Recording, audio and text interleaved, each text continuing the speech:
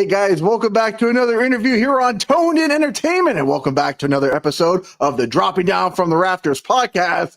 Today, coming to me from Chi-Town is the Shogun Chris Logan. How you doing, Chris? How you doing out there? Oh man, I'm doing good. It seems like you are ready to chill, relax, and have a good old time. Yes, sir. Now, are those like Cuban cigar? What type of cigar are you having? Like, what's your pleasure there?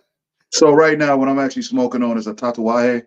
The guy who owns Tatuaje, a guy named Pete Johnson. He's actually a really cool guy. I got to meet him at Las Vegas at the Big Smoke, which they do every November.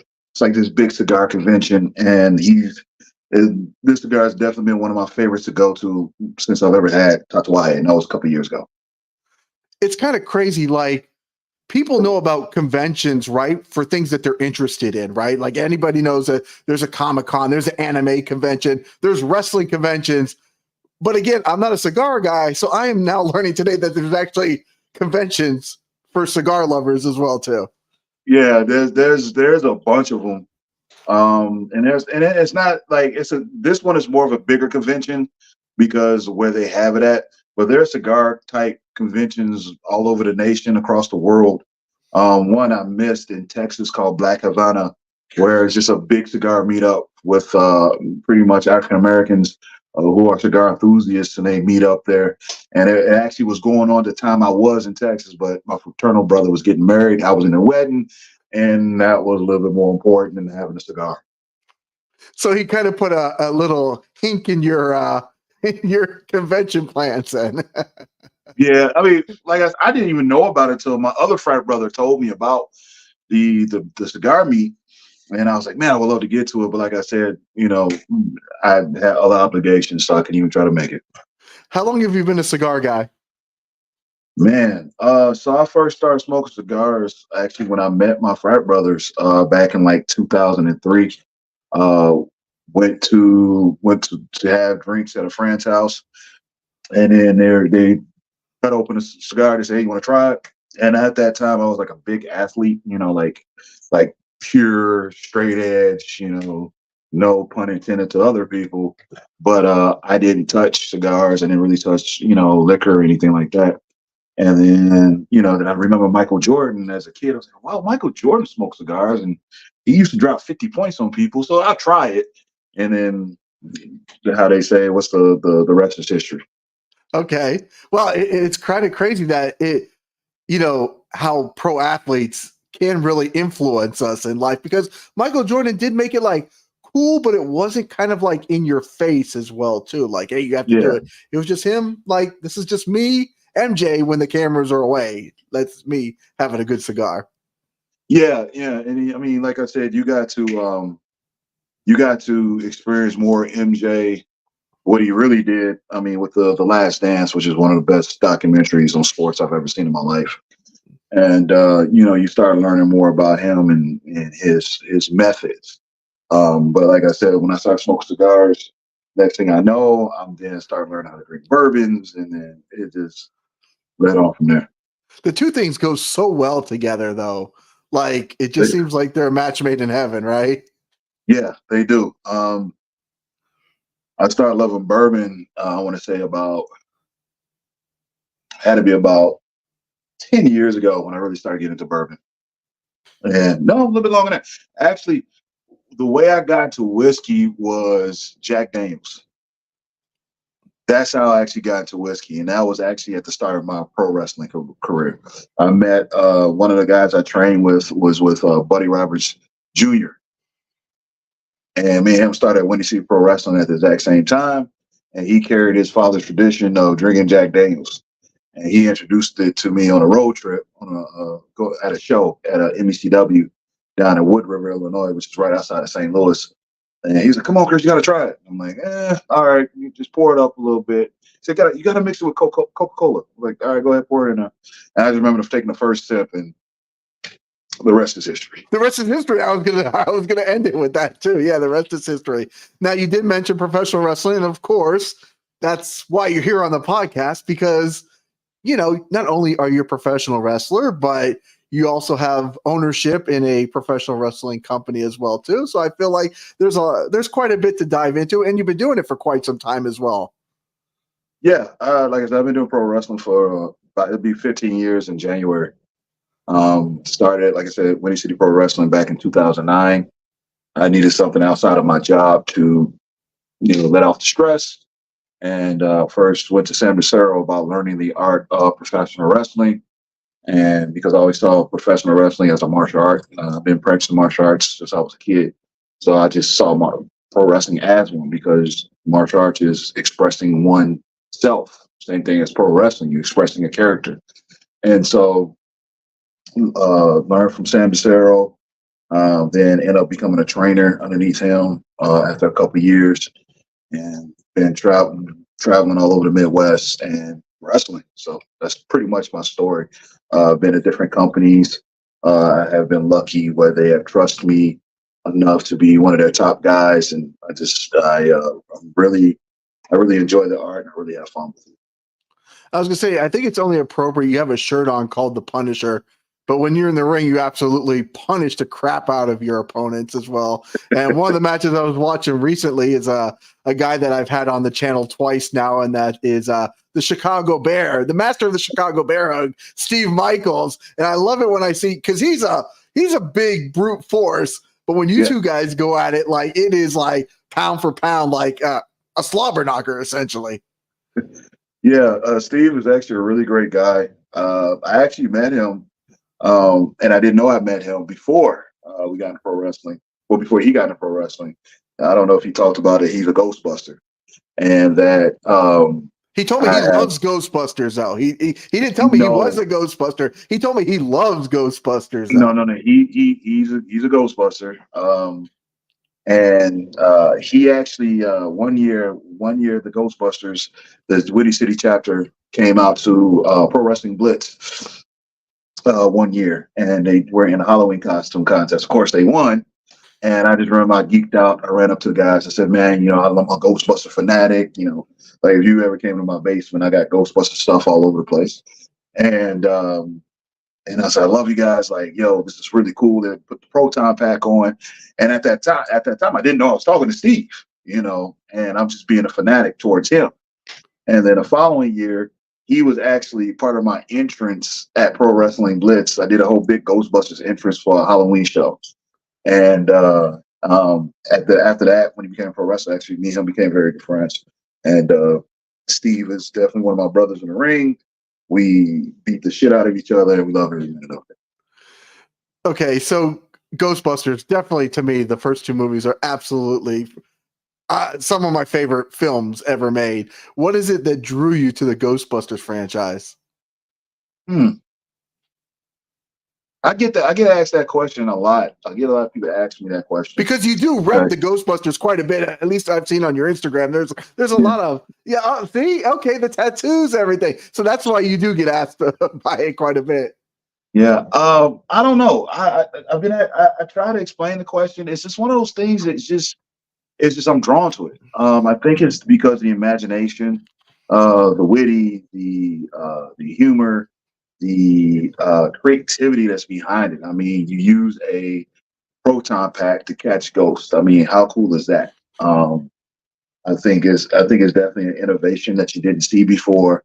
I think they look totally badass as a kid. You have this big hunk of metal on your back, and you use this to catch ghosts. And that just, for some reason, I was magnetized to it. And every year when I was a kid, I wanted to be a Ghostbuster for Halloween. And then my mom said, "What you want to watch? What movie you want to watch? Ghostbusters. What do you want to watch now? Ghostbusters." I mean, I remember being a kid, I would watch Ghostbusters back to back to back to back. And then part two came out. She took me to go see part two because I was a year old when the first Ghostbusters came out. So when they finally brought out part two, I was 6. Yeah, I was 6. And we went to the theater and saw that. And I still remember seeing it at the old Water Tower Theater. That theater doesn't even last. It just not even exist no more. But I remember seeing it there. And I remember just loving it just as much as I loved the first one. And so part 3, the girls come out. And, a lot of people did not like that one. I think they didn't get their fair share. And what I mean by that is like, I get it was a reboot. I was upset about it. I was not happy about it. But I'm like, you got to give them a chance. And actually, the thing, it lacked in story, especially towards the end. But I thought the girls actually did a good job. They were funny. They made me laugh hysterically. Holtzman was like, she stole the movie for me. And I think it deserved another look at. Then of course Afterlife comes out, and actually I was with Steve to watch it and at a private screening. And to this day, I've watched that movie at least 9 or 10 times already, and the ending still it's a tearjerker, right? It is. Yeah. Yeah, it's crazy. So you said your approximate age, so that means I'm a few years older than you, because Ghostbusters 2 is one of the first movies I remember seeing in the theater, and I went with a summer camp at the time during the summer, and they took us to see Ghostbusters 2. And at one point, it was my favorite movie of all time, because I just thought, how freaking cool would it to be to get in the Statue of Liberty and to use a Nintendo controller and control the Statue of Liberty? I mean, while you have Bobby Brown music playing to it as well too. Like, I mean, I was like, how can it get any cooler than that? It's funny because honestly, I mean, the original Ghostbusters song is still amazing, but to me, I enjoy Bobby Brown's version more than the original one. And I remember as a kid, the critics like tore it apart. Like half critics, it was great. How the half critics like it wasn't the same magic as the first one. And I'm like, well, that's the thing. Sequels aren't going to have the same magic as the first one, because the problem is you put so much into the second one, thinking it's going to be the first one. It's going to let you down. That's why you can't go into a sequel going, oh, it's got to be the first one was this. No, it's not going to be that. There's very few movies where the sequel is better than the original. I mean, let's talk about Empire Strikes Back, probably the greatest sequel ever made to any movie, right? But when you think about sequels, Ghostbusters 2 was its own movie, and now people are now going back and watching it like, yo, this was actually really good. Yeah, because it was a really good movie. It was funny. It had action. It really like dived into more of the, like the different gadgets and stuff like that. So I'm like, why wouldn't you like part 2? So, it's one of those movies I really truly enjoy.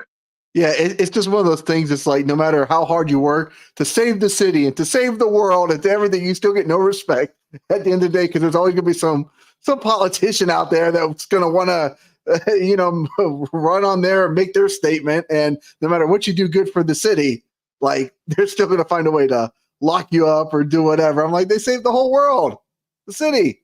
They closed the gate. Wow. And I never thought about it. It's almost like being a police officer. Yeah. Wow. I never thought about it like that.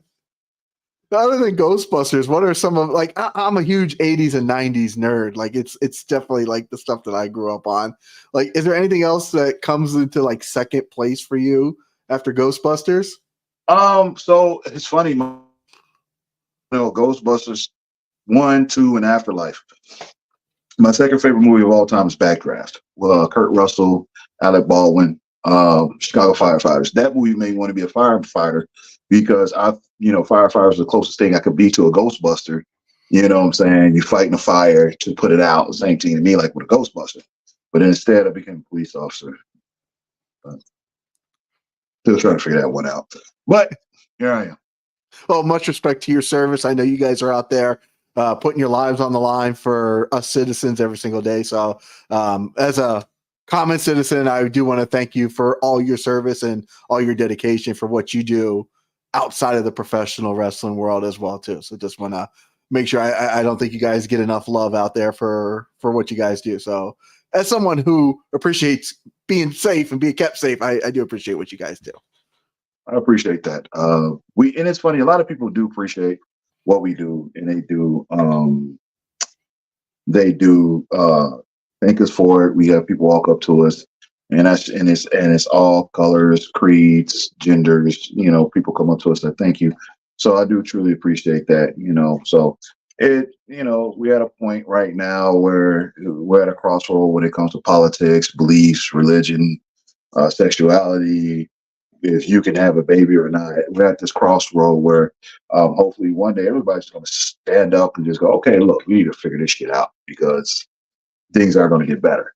And you would think that we, with all the technology and the knowledge that we have now, you would think we would be, as humans, be in a better place.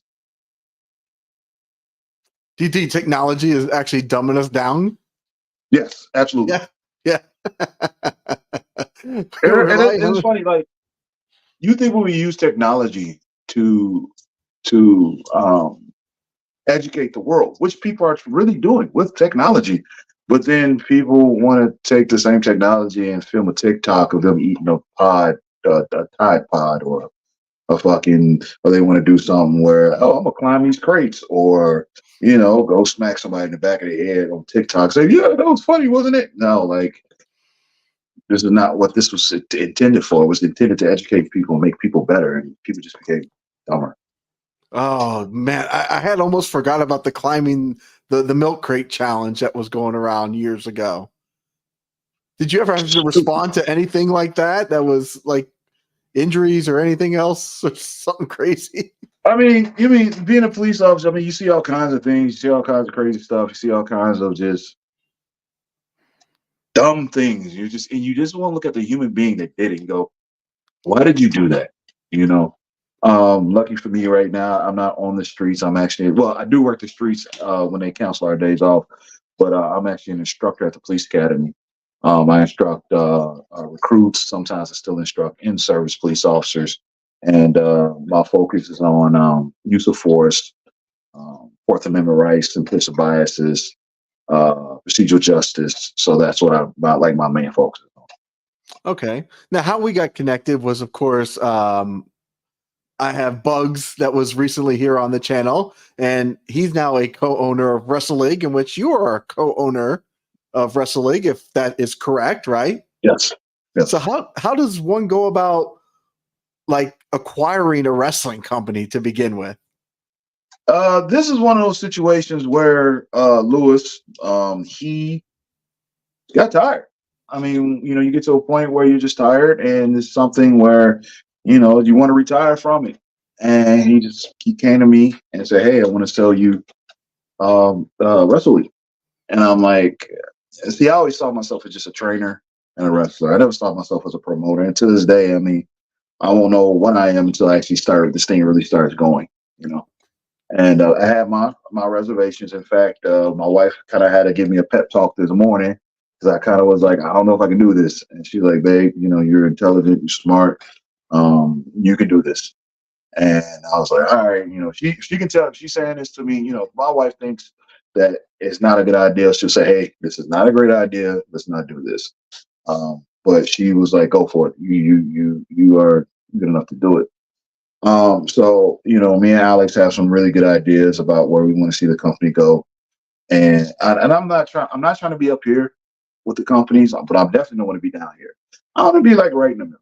I just want to be a company where people hit us up like, hey, I'm in Chicago. I would like to, a chance to wrestle for you guys. All right, come on through.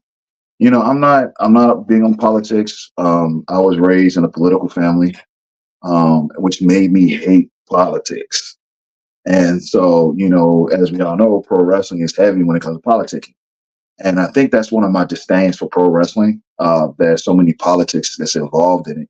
But then when you start getting into the real world, that's all what the real world is. It's all about politics. Who you click with, and that's how you get your foot in the door. And actually, I totally get it. And I don't ever, you get people get upset with other guys. Oh, he's only in the company because he's friends. So, well, okay, and good for him. And he used what he had to use. So what? You just didn't make it. But I want my place to be, or our place to be, where people just come and have fun. We were at I know he talked about the VR club when he was on here, how really cool. It's a really cool spot. It's not too big, it's not too small, and it's just enough for us just to put on a 2-hour show where people just have fun, have some beers, have a good cocktail, and just be a kid again. And that's what I think pro wrestling should be about. It's just being a kid again. I think one of the problems with pro wrestling is that people have made pro wrestling to be like the real world. I feel pro wrestling is a place where we escape and we create characters where people can come to and have fun.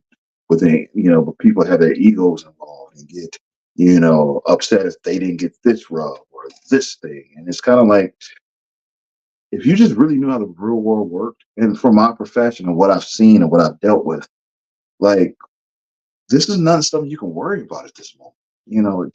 Just have fun.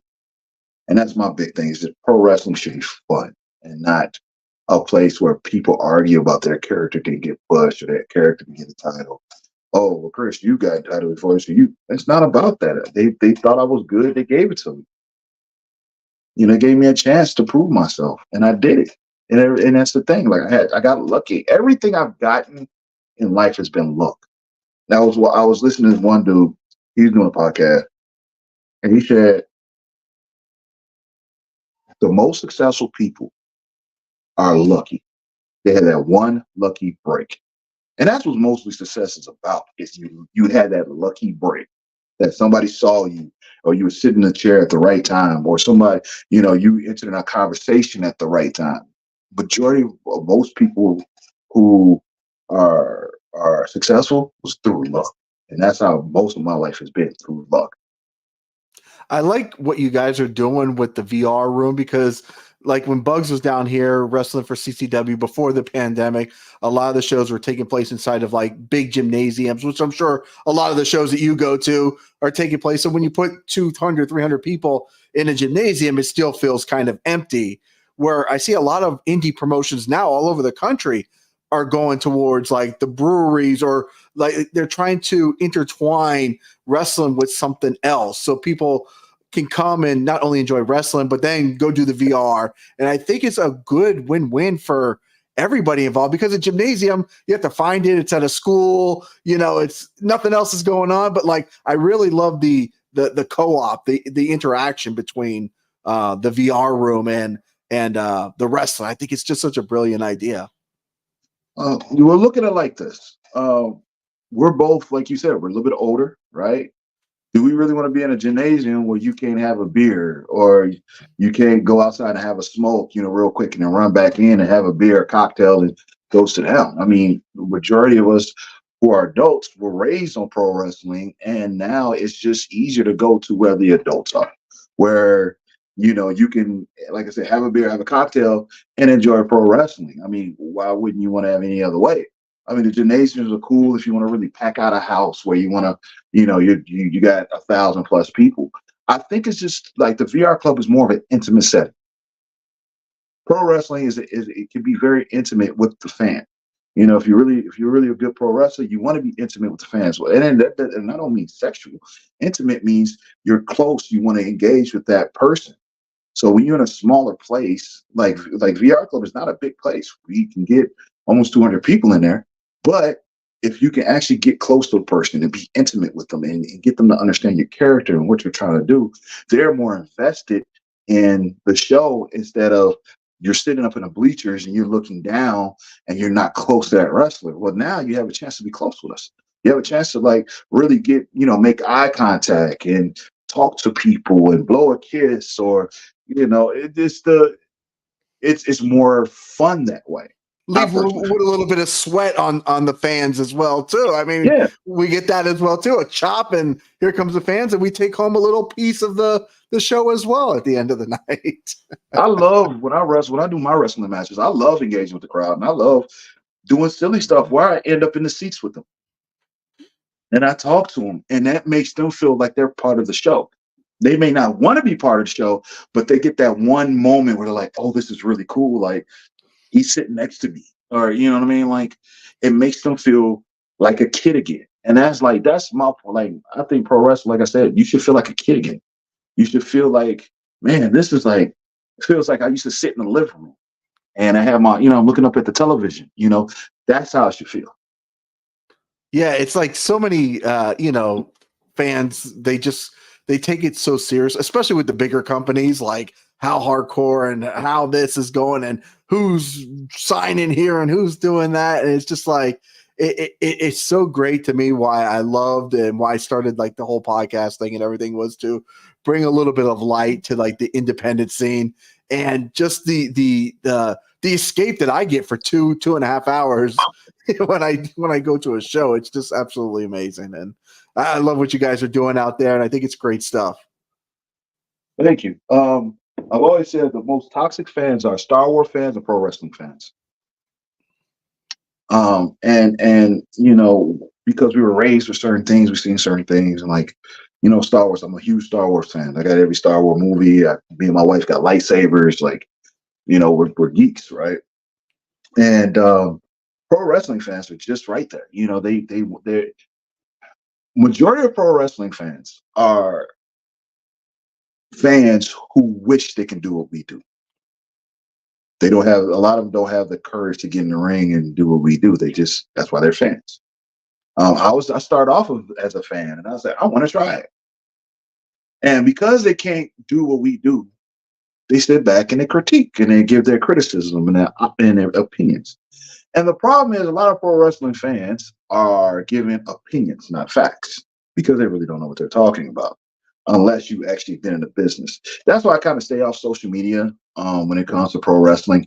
They pretty much have taken the magic away from pro wrestling.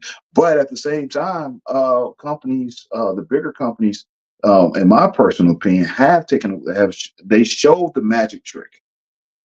And now, since they showed the magic trick, fans think they know the magic, and they think they have a right and opinion to say how this magic trick should be done. That's not how it works. I really think that, I'm not saying we have to go back old school and yeah, everything is this, and I smack a reporter if he's saying wrestling is fake. I'm not saying that. I think that we should still go back to a point where you don't know everything. Where if a pro wrestler gets on like a podcast, or they get on social media, they should be in character. Like if I was in character, like super character right now, I'll be sitting up talking to you like this, and anything that you ask me, you know, it will only be for my benefit, not your benefit. Okay, you can ask me these questions about pro wrestling. You can ask me, I can be that person, right? And if we went back to that slowly, I think pro wrestling would bring back that magic. I was scared of Papa Shango. I was literally terrified when I saw the fucking black ooze leak out of Ultimate Warrior's hair. I freaked out. I was terrified of the Undertaker when I really thought his powers was in the urn when he sat up. And I was like, oh shit, everyone is going to die, including me, because I'm watching this and he's going to find me, right? We need to bring that magic back. How do we do that? I don't know, because the social media is totally taken away from ever that happening. You got people who want to leak information. You got, oh, I want to be the first one to break out with this news. It's gotten to a point now that it's not fun like it used to be. It's not where you can really sit back and enjoy a pro wrestling show, because, you know, you're sitting with friends like, yeah, I read on the thing that what's the name is going over. Well, thanks. I didn't want to know that. I actually just wanted to watch the match. To this day, when my wife, when I do a show, my wife goes, all right, are you winning? Oh no. Chris, come on. I got friends. Hey, I'm coming to your show tonight, but are you winning? I don't know. Come on, Chris, tell me. I don't know. I really don't know. We're gonna go out there and see what happens. I mean, the answer should be I always win. I mean, do you ever see me lose? And you know, it's funny. One of my buddies, intention of losing. One of my close buddies, he was like my mentor in pro wrestling. He actually taught me how to he taught me character, and he taught me how to wrestle. And what I mean by wrestle is, and he taught me how to dance in the ring. Pro wrestling is a huge dance. He taught me that. He taught me character. And he was like, dude, your character can't be beaten. I'm like, yeah, kid. He's like, no, bro, it's just the way you are. It's just like, and the thing is with me is I don't care about losing. If that makes any sense. Yes, My it does. thing, if I win or lose, I just want to put on a show for the fans. And I want people to walk away and go, man, that was a good match. I don't care if I win or lose. My thing is about putting on a story and putting on a show for a fan. The problem with and this is my other my gripe, personal gripe with pro wrestling right now, is that you have a lot of people that want to be chiefs, and don't know their role, that they're just an Indian. What do I mean by that? Everybody wants to be at the top. We were all raised to watch. As kids coming up, we watched Shawn Michaels relive that boyhood dream, right? We had CM Punk walk out of Chicago with the WWE title. Okay, we see Roman Reigns point up, and he says, "Acknowledge me." We want that as a pro wrestler. We want people to acknowledge us like that. But maybe that's not your role. Maybe your role is to be that mid-card guy to get people hyped up for the main event. And then you watch a lot of these wrestling matches where these mid-carders they try to do a 20-minute match, and by the time the main event comes up, the crowd is like, "Oh, I'm tired." All right? Your time is coming. If you want to be main event one day, it's going to come. So it's crazy, like how like my thoughts and my opinions how pro wrestling should be. A lot of people don't agree with, and that's okay. That's the thing about opinions. Nobody has to agree with you, and I think a lot of people don't understand that. Like I think this should happen. So I don't think so. I think that I don't agree with you. What it's what I said is right. No, it's just an opinion. It's not a fact. A lot of people don't understand. A lot of stuff we talk about are opinions. It's kind of crazy. You just mentioned Papa Shango. You mentioned The Undertaker a couple weeks ago. I did a podcast with two other guys, with Tyler Peters, who co-hosts with me, and Skits. I don't know if you know Skits. He wrestled out of Chicago for a while. He's a clown. He's crazy. He's out there. Okay. But we did a podcast, and we did our own list of top 10 scariest wrestlers of all time to kind of lead into Halloween and stuff like that. And The Undertaker made the list of two of the guys. But my personal list was somebody that nobody else mentioned. So I kind of want to know what yours is too. So mine was actually the Great Muta. And you talk about bringing stuff back to when we were a kid, because again, my hero, my favorite of all time is Sting. And when I was a kid, I used to see the Great Muta wrestle Sting, and I thought he was the one guy that could end his career as a wrestler. So that's what made him scary to me, that he could destroy my childhood hero. So for you, you talk about bringing that magic back. Who would be your number one scariest wrestler of all time? It will probably, honestly, have to be Papa Shango, only because like I said, the same image pops up with that ooze coming out of his hair, the Ultimate Warrior's hair, and he's freaking out, like, what's happening to me, right? That legit freaked me out as a kid. I'm not joking about it. I was scared. That's probably my top. I was never really terrified of the characters in pro wrestling, except, like I said, Papa Shango. I guess because I always believed that the hero was going to avail. You know what I'm saying? It's going to win. I think that that helped me overcome fears like Undertaker, Papa Shango, those characters that scared the shit out of me. I wasn't scared because I knew there was a hero waiting to save us, like Hulk Hogan and Ultimate Warrior, Macho Man. These characters were larger than life, and they were heroes, right? And that they're going to save the day. So I wasn't really scared like that. Yeah, it's like I felt like when they went into that meeting and created Papa Shango, they knew how many children were going to cry when this character came out and made him. He vomited, I believe, on TV at one time. The Ultimate Warrior, I think, or Papa Shango made somebody vomit at least one time on TV, and like the something like that. It was just ridiculous. I think Vince McMahon had way too much fun with that one. I was scared of Jake the Snake. Okay, who wouldn't be? I mean, and then it only got worse because he started with Damien, and then he had like the Cobra that bit Macho Man's arm at one time. We thought Macho Man was poisoned to death. And Jake the Snake is probably one of the nicest, sweetest, funniest people I ever want to meet. He's, to me, when people ask me who the biggest name that I've had on my channel has been, I say Jake the Snake Roberts, because great guy. You go to the conventions and stuff, and a lot of people don't want to do interviews and stuff like that, and it's cool, or they want to be paid a lot of money to do interviews and whatnot, but he was the nicest guy. He was there at the end of the convention. I went up to him. he's like, cool, let's talk. I'm in a movie. Let's talk about a movie coming out and this and that. And yeah, it couldn't have been nicer. So yeah, it's crazy that somebody so ferocious and so devious could be like just so chill and so nice. Yeah, he when I met him, was at a show, and I walk up to him. I'm like, "Hey, how you doing? My name is Chris." "Oh, hey, brother, how you doing? How you doing?" I said, "Listen, my wife is going to be pissed off because she didn't come with me to this show. You're her favorite wrestler of all time. Really? Okay, yeah. If I call her right now, would you talk to her? Yeah, call. Hey, babe. Hey, baby. Yeah, listen, I'm standing next to somebody I want to talk to you. Give me the phone. Give me the phone. Give me the phone. Hey, baby, how you doing?"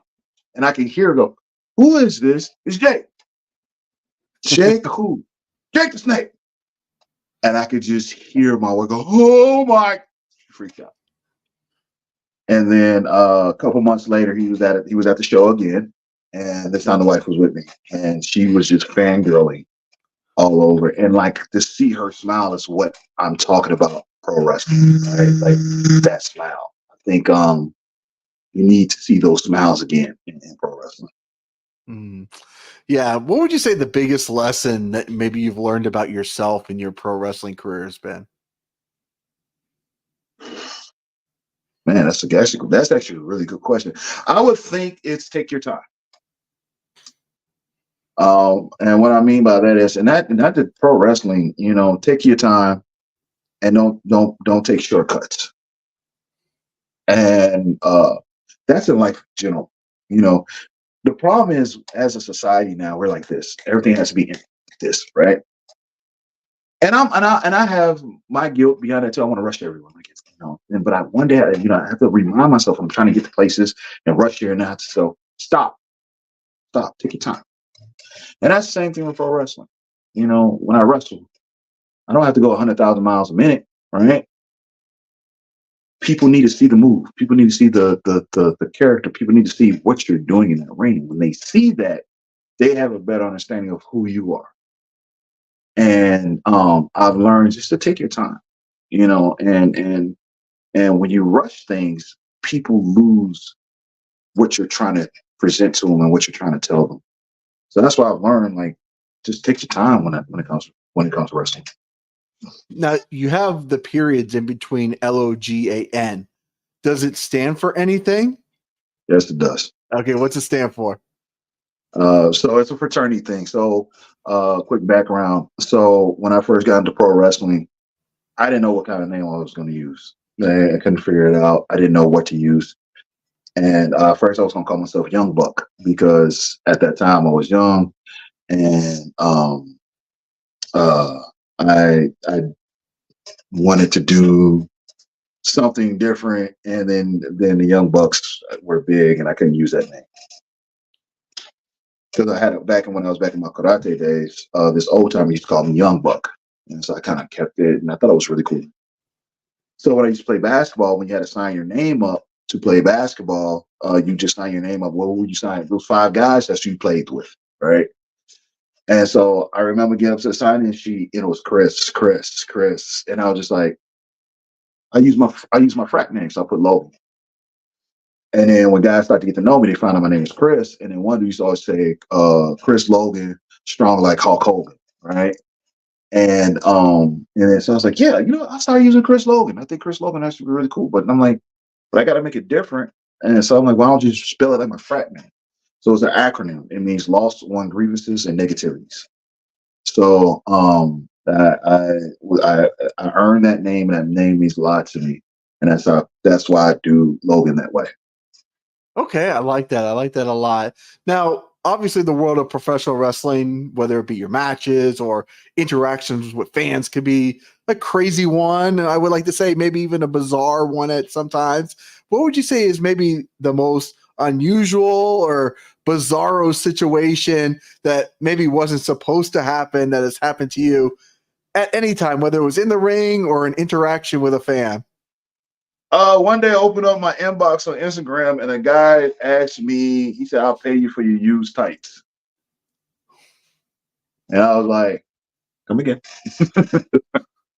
That one threw me off. I think that's probably been the weirdest interaction. Then I remember mentioning to a wrestler. He's like, "Oh yeah, dude, same thing happened to me." I said, "Wait, what?" And another was like, "Yeah, me too." I was like, "Huh?" Like, man, it's like Alice in Wonderland, right? The rabbit hole. When it comes to the fans, that rabbit hole is deep. Okay, and it can get woo. And here's the thing: I'm not one to judge. I will never judge a person whatsoever. I feel that there's too much going on in the world right now for me to judge a person. I think it's wrong. I think it's hypocritical. But if that's your thing, that's your thing. And I would never knock a person for their thing. But that's just that one did throw me off. Right. Because I do see, both guys and girls, they do sell their wrestling gear. And I think it's a cool collectible at times. If maybe a fan is a huge fan of person X, Y, and Z, that they may have something like that. But did they give you like an offer for how much that they wanted your tights for? You know what? It threw me off. I didn't even go deep into the question. I kind of let it be. I didn't even answer it. But I do know people who have sold gear, and I mean, majority women. The guys want it used. They don't want you to wash it or anything. And I know some girls, they sold their stuff like $200-$300. I was like, oh, okay. Well, I'm in the wrong business. Right. Well, Wrestle League, I know Bugs has invited me to come up and come out and do some interviews. So I'm hoping that, I know it's the first Friday of every month that you guys got it going on. So I'm definitely going to try to find a Friday night, which I can come out there and check out your guys' show and have a little fun out there with you guys. As a fan, what can people expect when they come to Wrestle League? Fun. I like that. Fun. It's not. I can't say anything else. Like, we're gonna be hard hitting and impact. No, fun. No, it's fun. A lot of people who come to our shows are first timers. They've never been to a wrestling show. They just happen to walk by the bar. They see the flyer, and they're like, or they come into the VR club to have a drink, and they hear the noise in the background. And they're like, and they kind of peek through the curtains, like, "Hey, what is this?" And they're like, "Hey, it's pro wrestling." And you're like, "I want to try it. I want to come to it." All right, they pay for it. They come in, and like. And then we get people like, "We're coming back. This was really amazing." Because it's fun. That's what it's supposed to be about. It's just fun. I love that. See, those people would have never walked past an empty gymnasium on a Friday night. But they see, right? You're not gonna. Hey, we're gonna go past the gym. We're gonna go to the gym for beers. You're not gonna go to the gym for beer on a Friday night. No, you're gonna go into a bar, and the bars are places where people meet and have great conversations and have drinks and shots and have fun. It's about having fun. And the thing is, I want to bring fun back into the world. I want to bring back where people don't have to worry about what's going on out in the real world with wars and I can't be this person and they don't like this pronoun and this and that. No, you can leave all that shit behind and you come into Wrestle League and you can sit back and see a multitude of characters where we have everything under the rainbow, every color and every gender pronoun you ever want to think about, because Wrestle League is a safe haven. I tell people all the time, when you come to Wrestle League, if you come to practice, whatever, first rules I set out, there's no bigotry, no homophobia, no transphobia. Any of that, you get kicked out. There's no bullying in my place. You're gone. Because my place should be a safe haven for people to come in and go, I feel comfortable here. And we get a lot of the LGBT community come into our place, and I want them to feel comfortable, feel home, where they don't have to be worried about being heckled for who they are. No, you're going to come in, you're going to have a great time. And that's anybody. It's all about just fun. That's it. Head out to Wrestle League for FUN fun. That's what we all need more in this world. Absolutely. Well, I think so. Well, Shogun, is there anything else we should know before we let you go this evening? No. I mean, if you guys want to follow me, Shogun _Logan 63 at Twitter. Shogun _C.Logan on Instagram. That's about it, really, man. I want people to check out Wrestle League more. We still have a lot of videos up on YouTube. Go follow a very good filmmaker. He actually filmed a lot of our shows. Pro Wrestling Shoots. Go check him out. A lot of his other content. A lot of our shows are underneath his page. Check out our shows, see what we're about, and see that we're just wrestling and we're just about fun. All right. Well, I love that so much. Well, guys, definitely go follow the Shogun Chris Logan. Go check out Wrestling and go check out everything else because you're involved with a whole lot of other stuff other than Wrestling too. You're throwing it down in other places as well too. Yes, sir. Another place guys want to check out, Rocket Pro Wrestling. That's where I'm the tag team champion at Rocket Pro with Marche Rocket. He was a former Impact star and right now currently NWA. And me and him have been tearing it up in Rocket Pro. Rocket Pro is a very great place. Another place you'll have fun. It's one of those mom and pop type shops. If you knew the story of how that company started, you would just like, excuse me, and that they're drawing 500 people a show. Well, guys, if you like to have fun, follow the Shogun Chris Logan. Check out Wrestle League. And also, if you haven't already, guys, make sure you hit that red subscribe button so you can stay tuned in here to Toned In Entertainment for future videos. Subscribe to the channel. Do it. Go now. Do it now.